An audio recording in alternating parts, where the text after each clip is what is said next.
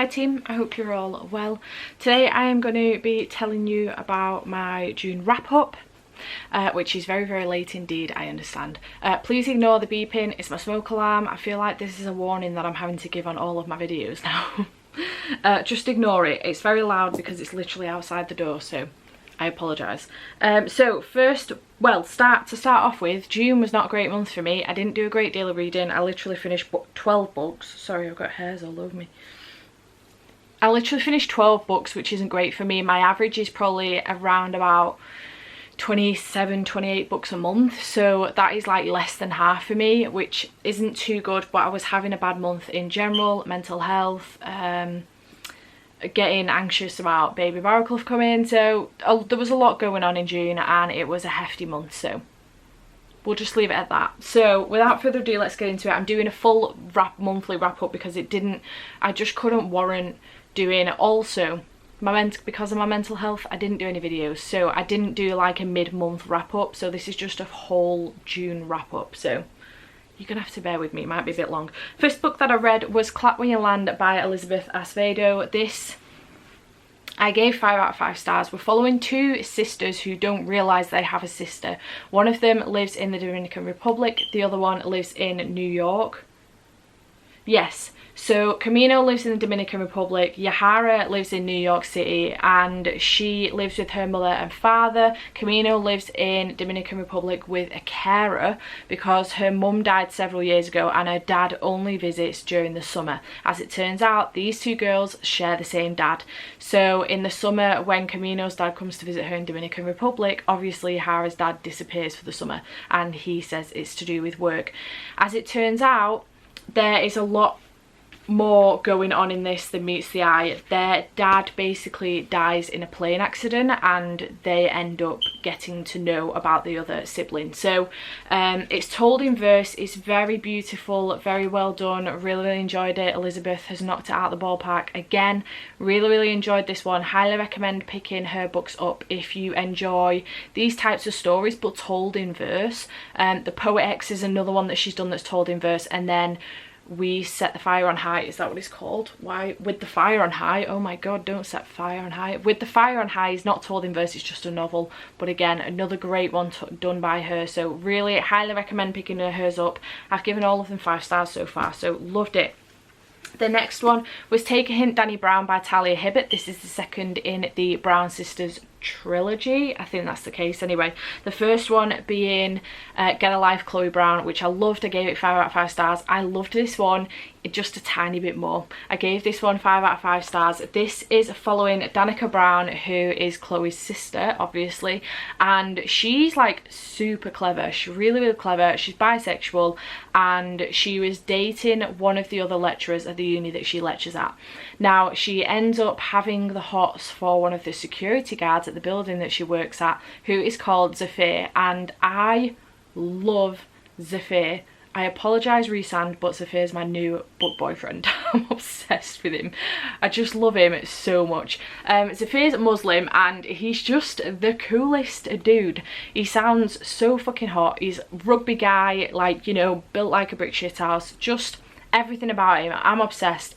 Danny and Zafir end up in a fake dating relationship because basically there was a false fire alarm in the building. Danny didn't get the email. She ended up going in the lift to try and go down, and she got stuck in the lift. So Zafir had to rescue her and he had to get her out. He carried her out of the building, and from that point onwards the students were obsessed with hashtag Dr. Rugby, they were calling it, yeah, hashtag Dr. Rugby, because obviously he's ex-rugby player and just bay. So they ended up going on this conquest of a fake dating, fake relationship type thing, just to kind of please the school really. A lot of people were really into it. It pleased Zafir's family as well, and yeah, they were really into it, and obviously just went further from there, but I just love them. Dani's awesome. I love her. I love that she's bisexual as well, so I love that the book is queer without it being about a queer relationship. It was just really, really well done, and I just really enjoyed it. I'm just obsessed with Zaf. He's amazing. So highly recommend picking this one up. Highly recommend picking up Chloe Brown first. You don't need to be fair, you can completely read these out of order, but Chloe Brown's great. I do recommend picking that one up. But yeah, just loved it. Highly recommend. 5 out of 5 stars. Then I reread Acotar. This is my first reread of this book. I gave it 4 stars. I gave it 4 stars first time round, I gave it 4 stars second time round. I love this book. If you don't know what this is about, I don't know where you've been. If you haven't read this, I don't know why. It's great. I love it. This is Beauty and the Beast retelling. But I love this. It was amazing. It's always amazing. Every time I read it, it's going to be amazing. I love it. The reason why it's 4 and not 5 stars, I really, really do enjoy it. I'm just not into the relationship. There's a reason for it. If you read the second one, you'll know why. I just prefer the second one, so it's great. I love it. 4 stars. Then I read All of My Friends Are Rich by Michael Cereyas. I think that's how you pronounce that name, Michael. I'm so sorry if that's not the case. Michael sent me this book to read and review for him. He signed it as well. So adorable. Thank you, Michael. Thank you so much. I loved this. I'm gonna have to try and refresh my memory now and read the back a little bit. So we're following Leo Cotton, who's got bipolar depression, and he was married, but it turns out that his husband was cheating on him.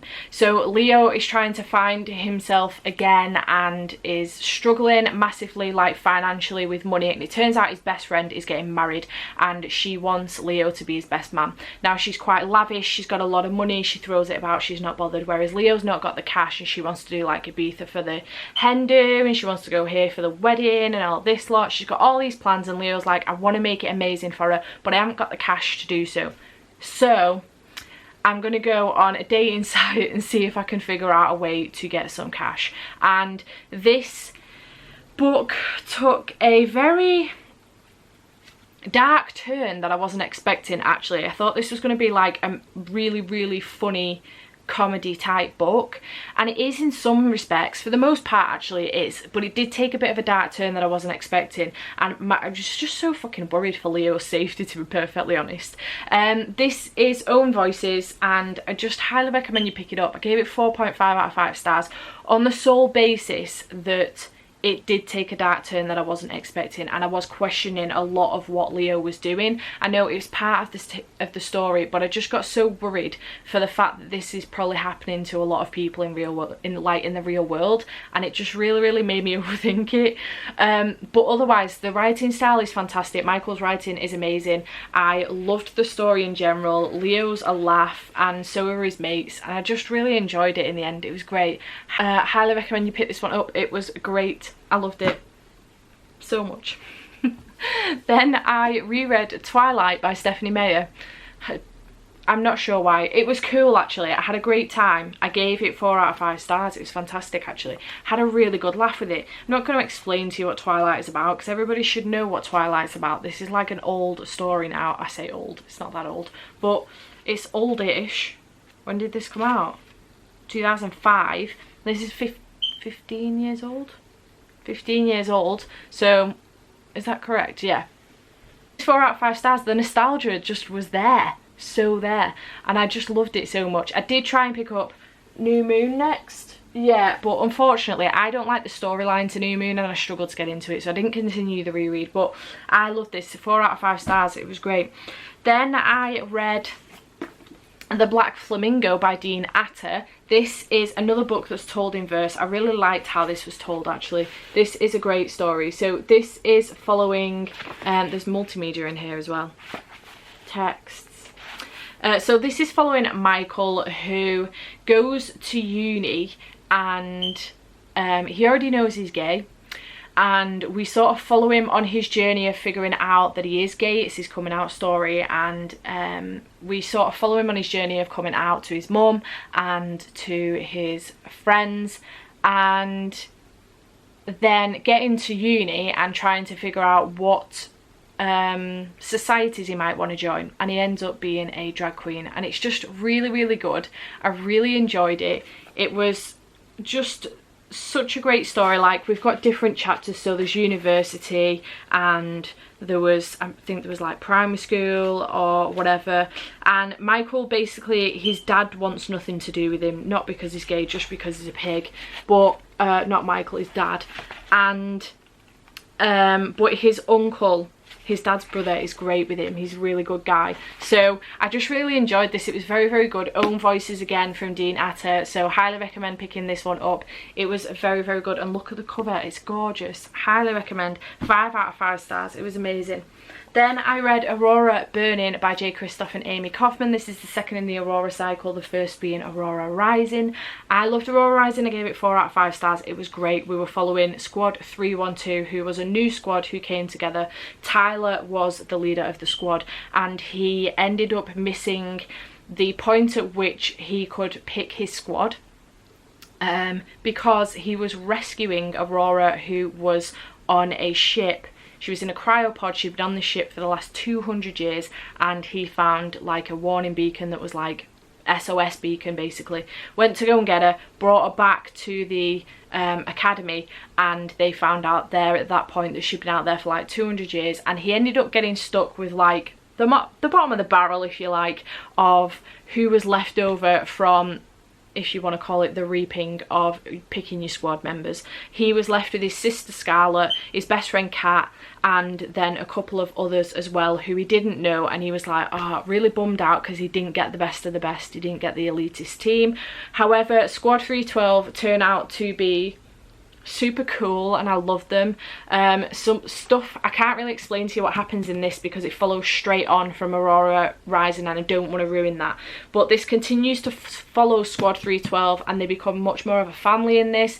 You get much more of, I just feel like you get to know them so much more as characters and as people in this, and I just really, really loved it. I absolutely adored this book. I gave this one 5 out of 5 stars. I liked it so much better than Aurora Rising. Aurora Rising was like setting the tone, setting the scene for the story, whereas in this one we get to know the characters more, we get to know what they want out of life more and how they view each other a lot more, and I just really, really loved it. I highly recommend picking this one up. It is queer. We have a bisexual character in here, and it's fucking amazing. I love it. It's awesome. Highly recommend picking it up. My battery's gonna die and I'm devastated. Then I read The Wicked and the Divine Volume 2. Yes, Volume 2. This is a graphic novel series that basically follows every 90 years, 12 gods return as young people. The loved, the hated, in 2 years they're all dead. It's happening now, it's happening again. So every 90 years these 12 gods come back, and this continues on from the first graphic novel. It's really, really good. We're following Laura, who is our main character. I'm fairly certain she's called Laura. And just the style of this is gorgeous in general. Like, this is one of the plainer pages, but it's just gorgeous, and I'm obsessed with it, and I highly recommend picking it up. Gave this one 4 out of 5 stars. It was really, really good. Then I read Pet by Kweke Emeze, and this following a young girl called Jam and her best friend Redemption, and they live in a city called Lucille, where basically there are no more monsters left. Monsters being murderers, rapists, child abusers, molesters, things like that. There's no more monsters left. There are angels now that protect the city and help people out. However, one day Jam manages, her mum's an artist, and a monster, well, what she thinks is a monster, comes out of one of her mum's paintings, and it turns out this monster, sorry if the angle's changed, my battery died. The monster is called Pet, and Pet is here because there is a monster in Redemption's house, and he wants to solve that problem for them. Jam is struggling to understand how that's even possible, and she's struggling to figure out who exactly the monster could be. Now, I gave this 4 out of 5 stars. I thought this was really, really great. I love the writing style. It's very, very short indeed. I will definitely pick up books from Kweke Emeze again in the future. I know that they've got a few more books out, I think, as far as I'm aware. But I predicted who it was probably 50% through this book. As soon as we got to meet Pet, actually predicted who it was, and I was right. So I was a little bit bummed about that, but other than that, really, really enjoyed it. Also, this was very, very, you know, telling for now. I don't know how to say that better. Representation in here is very prominent for right now, if you know what I mean. So with everything that's been going on recently with the Black Lives Matter movement, for example, one of the quotes in here was, let me see if I can find it again now, because it was amazing. I just thought it was so perfect for right now and what's been going on. So the quote says, "The angels took the laws and changed them, tore down those horrible statues of rich men who owned people and fought to keep owning people. The angels believed and the people agreed that there was a good amount of proper and deserved shame in history, and some things were just never going to be things to be proud of." And I just thought that was so perfect for what's been going on right now with the Black Lives Matter movement, and it's probably more so in the UK than it has been in the US. I know the protests have been a lot more prominent in the US, but in the UK, with people pulling down the statues and things like that, it was just perfect for the timing that I actually like physically read this. So it was very, very good, and I highly recommend picking this one up, definitely. Then I read Ruin and Rising by Leigh Bardugo. Nearly got that the wrong way around. This is the third and final in the Grishaverse trilogy. I gave this 3 stars. I don't know whether it was just me in my head that I wasn't concentrating fully on what happened with this, but I wasn't overly impressed with it, I have to be honest, and I'm a little bit gutted. I know Siobhan, I think she gave it 4 stars, if not 4.5, so I don't know if I've missed something or whether I just wasn't interested, but I think I'm gonna have to try and reread this one at some point and just make sure I get to the crux of what happened in this, just make sure I didn't miss anything. But can't really tell you what happened in it because it's the 3rd in a series, and everybody should know at this point what the Grishaverse is, but it was just okay. It was like middle of the road for me. I wasn't blown away by it, which is a bit of a shame because I was really blown away by Shadow and Bone. I really enjoyed it, and then I really liked Siege and Storm, and then the last one just didn't do it for me, which is a shame. Not the first time that's happened, but never mind. Then I read The Assassin's Blade, which is by Sarah J Maas and it's a collection of Throne of Glass novellas. So this is a collection of 5 novellas, I think, and this was gifted to me by Aoife, who is one of my friends, and thank you so much to you for gifting me this one. Yeah, collection of 5 novellas, and basically this just follows Selena Sardothian before she becomes the King's Champion in Throne of Glass. So yeah, highly recommend picking this one up. I would recommend picking it up before Throne of Glass, but also I've read it in between Throne of Glass and Crown of Midnight, and it didn't bother me at all. To be honest, it was nice that I already knew who Selena Sardothian was, but I suppose you could read it at any point, to be perfectly honest. I think the recommendation is that you read it before Throne of Glass. Like, they show it before Throne of Glass. Maybe that's just because chronologically that's the order it should go in, but I don't know. I enjoyed it, 4 out of 5 stars, it was good. And then finally I read Crave by Tracy Wolfe. I buddy read this with a group of my favourite bookstagrammers and we just had a blast. This is pure trash and I absolutely loved it. I gave it 4 out of 5 stars. I am so here for this book. Obviously this is like a, don't want to say a Twilight rip-off, but it's obviously very, very inspired by Twilight. It literally, even in the, what's this called? Acknowledgements, no, what is this one called? I can't remember what this one's called at the front of the book, but anyway, it even says, "For my boys who have always believed in me, and for Stephanie who helped me believe in myself again." Obviously a nod to Stephanie Meyer. So this is following Grace, who basically moves from, I think it's San Diego, to Alaska because her parents have just died. She goes to live with her uncle in Alaska, and she goes to the boarding school that her uncle runs. Her cousin goes there as well, and very quickly she meets this guy called Jackson Vega, who is Jackson Vega, I was right. For some reason I wanted to call him Jason. Jackson Vega, who goes to the school as well. There are strange goings on here. It turns out Jackson is a vampire, but Grace has no idea. A, she's no idea these things are actually real, and B, she's no idea that she's going to a special school where it's filled with paranormal creatures. So she has no clue until it's very, very near towards the end, like when she finally finds out. And yeah, really, really here for it. Pure trash. Cannot wait for the next one. I think it's called Crush, and I'm very, very excited. I think it comes out in September if I remember correctly. We're gonna buddy read that one as well because we loved this. We thought it was fantastic.